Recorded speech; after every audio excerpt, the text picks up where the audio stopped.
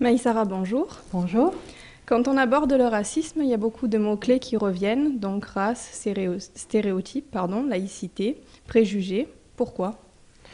Parce que c'est ce qui fait un peu... c'est la composante de tous les actes racistes, donc c'est des mots qui reviennent souvent de la part des victimes. Et il faut savoir que c'est les préjugés qui fondent un certain nombre de comportements racistes.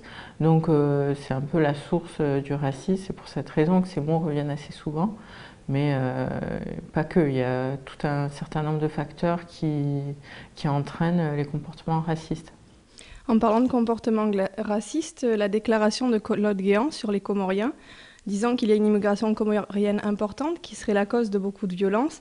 À Marseille, une immigration comorienne importante qui est la cause de beaucoup de violences. Je ne peux pas la quantifier. C'est une incitation à la haine raciale, vous condamnez ce genre de déclaration? On a fait plus que condamner oralement, on a porté plainte officiellement devant la Cour de justice de la République. On a non seulement dit que c'était une incitation à la haine, mais aussi que c'était une diffamation. Malheureusement, on a été débouté de notre demande, mais on ne compte pas en rester là. Est-ce qu'à MRAP, on ne se prend pas un peu pour des justiciers? Il y a une valeur morale, plus que de justice, une valeur morale de non-discrimination qui est essentielle, n'est-ce pas, Enfin, il faut voir l'existence du MRAP qui vient en réaction à des horreurs qui ont été commises par l'être humain sur l'être humain. Quand on parle de personnes racistes, il y a une personne qui revient souvent, c'est Éric Zemmour. Il dit que la majorité des prisons sont remplies de Noirs et d'Arabes. Moi, je vous prends le pari sur les statistiques de délinquance des mineurs. Je pense qu'il y a entre 90 et 95% de Noirs et de Maghrébins. Ça, c'est pas... Je pense qu'on est... On va laisser finir. Alors, 92%. Non mais 92% c'est ridicule. Bon. Mais c'est pas ridicule, c'est la réalité. Non, Alors, il ne dit pas que ça.